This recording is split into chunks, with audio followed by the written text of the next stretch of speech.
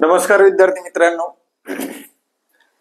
Grow academy या YouTube चॅनलवर तुमचे मनापासून स्वागत आहे। आजच्या या व्हिडिओमध्ये अतिशय महत्त्वाची बातमी आहे विद्यार्थी मित्रांनो। शिक्षक भरतीबाबतच एक महाराष्ट्र परीक्षा परिषदेच्या वेबसाईटवर एक स्क्रोलिंग होत आहे आणि त्या स्क्रोलिंगचा काय अर्थ आहे।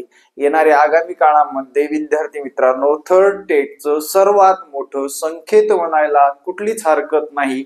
आणि आपण अजूनपर्यंत जर या परीक्षेबद्दल डाऊट घेत असाल तर खरंच सांगतो, तुमच्या नावापुढे TR हा शब्द लागणं खूप अवघड आहे। ते स्क्रोलिंग झाल्यानंतर हे सर खरं आहे का, याबद्दल कधी परीक्षा होईल आणि कोण परीक्षा घेईल, जागा राहतील का, याबद्दल सविस्तर चर्चा आपण आजच्या या व्हिडिओमध्ये करणार आहोत। तत्पूर्वी व्हिडिओवर नवीन असाल किंवा ग्रो अकॅडमी हे युट्यूब चॅनल अजूनपर्यंत सबस्क्राईब केलं नसेल तर सबस्क्राईब करायला विसरू नका।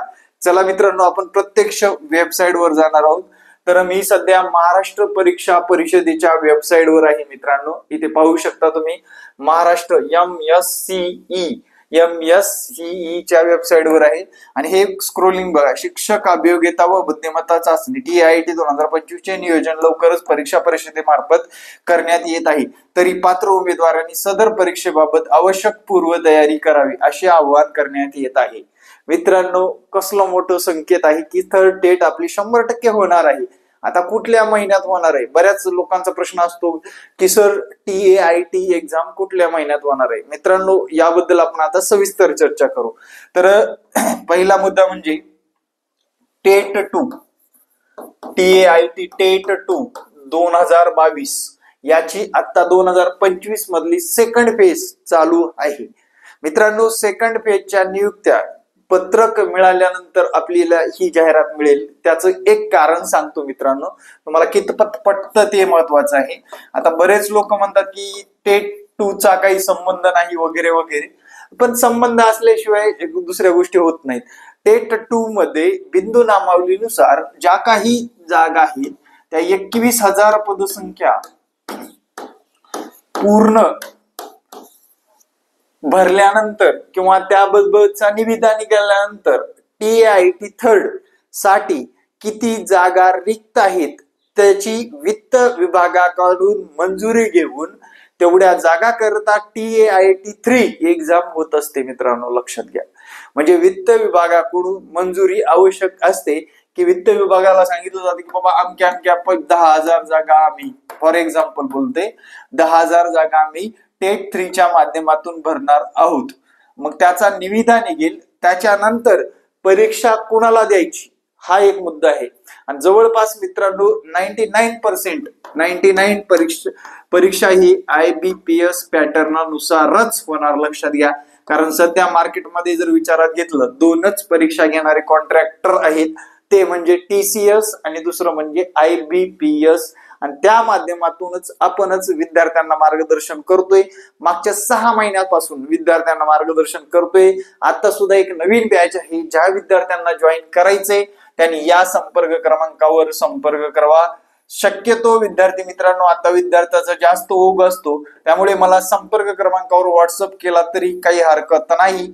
आता विषय आहे तुम्हाला तुमच्या टायमिंग नुसार live class plus record video proper 2022चा 2017चा संदर्भ पाहता नोट्स सुद्धा आपल्याकडे तयार आहेत मित्रांनो। सर्व विषयाच्या नोट्स ई नोट्स स्वरूपात, त्यानंतर मागील पेपरचं विश्लेषण म्हणजेच एक्सप्लेनेशन दिलं जाईल तुम्हाला, आणि वेळोवेळी तुमच्याकडून ज्या काही येणाऱ्या आगामी एक्झाम मधील बदलानुसार तुम्हाला शिकवलं जाईल पॅटर्न नुसार।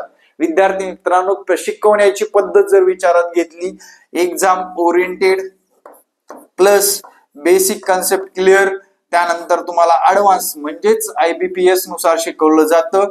2022च्या TAIT एक्झाम मध्ये आपले 1200+ शिक्षक झालेले आहेत विद्यार्थी मित्रांनो।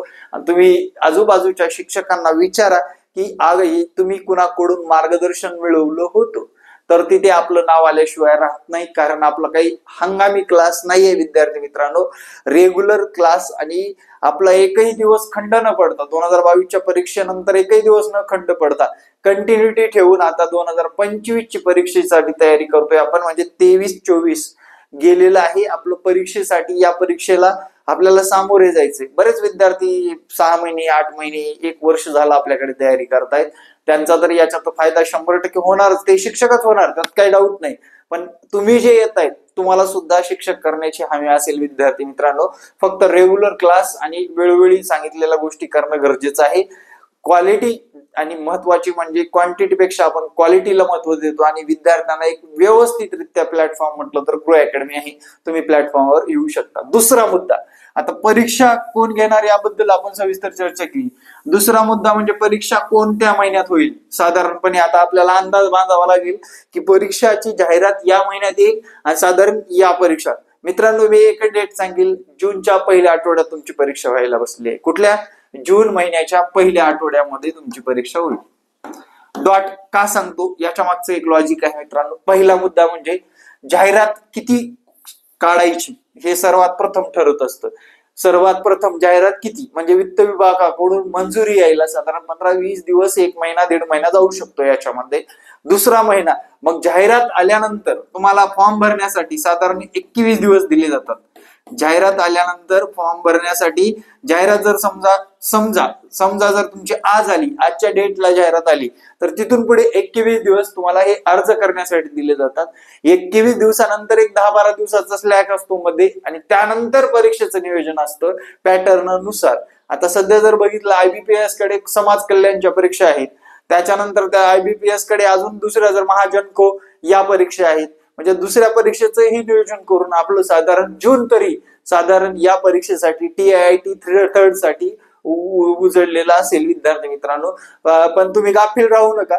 जाहिरात आल्यानंतर त्यांना जर मध्ये 10-12 दिवसाचा जर स्लॅक सापडला, कारण आपला क्राऊड खूप कमी आहे आणि क्राऊड खूप कमी असल्यामुळे जर 10-12 दिवसाचा त्यांना जर मध्ये स्लॅक सापडला की बाबा 10-12 दिवसात परीक्षेचं नियोजन करतात, त्यामुळे आजच्या क्षणापासून तुम्ही TIIT थर्ड ची तयारी करावी.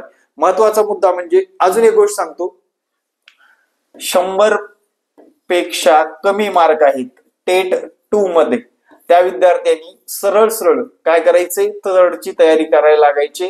कास्टनुसार 105, 110 मार्कापर्यंत विद्यार्थी जेवढे आहेत त्या विद्यार्थ्यांनी TIIT थर्डची तयारी करायची. ज्यांची नियुक्ती झालेली आहे पण थर्ड टेटच्या माध्यमातून स्वतःचा जिल्हा निवडायचा आहे, मागचा अभ्यास प्लस आत्ताचा अभ्यास जर एकत्रित करून तुम्ही तसं सुद्धा थर्ड टेटच्या माध्यमातून तुम्ही स्वतःच्या जिल्ह्यात सुद्धा जाऊ शकता. आणि महाराष्ट्र शासनाने स्पष्ट सांगितलेलं आहे, उच्च न्यायालयाच्या आदेशानुसार शिक्षक भरती दरवर्षी होणार आहे. विद्यार्थी मित्रांनो लक्षात ठेवा, दरवर्षी होणार आहे. फक्त काय होईल लक्षात घ्या, इथे या जागामध्ये मित्रांनो कमतरता दिसेल तुम्हाला, लक्षात घ्या. आता समजा या वर्षी 10,000 आली, पुढल्या वर्षी 5,000, 7,000 येऊ शकते, किंवा या वर्षी ज्या काही रिक्त पदसंख्या आहेत कमी जास्त, त्या रिक्त पदावर जाहिराती येतील. आता इथून पुढे आपल्याला शिक्षक भरती कंटिन्युटी ठेवणार आहे, कारण शासनाने आदेश दिलाय दरवर्षी TET एक्झाम घ्या, दरवर्षी TIIT एक्झाम घ्या. आता राहिला मुद्दा CBSE पॅटर्नचा. आता जे काही गाजतोय मुद्दा, पहिलीच्या वर्गाला आता तर कुठे CBSE पॅटर्न आलेला आहे, त्यानुसार प्रत्येक वर्गाला या भविष्यामध्ये येईल. कारण महाराष्ट्र शासन असेल किंवा केंद्र शासन असेल किंवा इतर जगाचा विचार करता मुलामध्ये प्रगती घडवण्यासाठी CBSE ट्रेनिंग देणं गरजेचं आहे. त्यामुळे आपल्याला कुठलं याचं नुकसान नाहीये, लक्षात घ्या.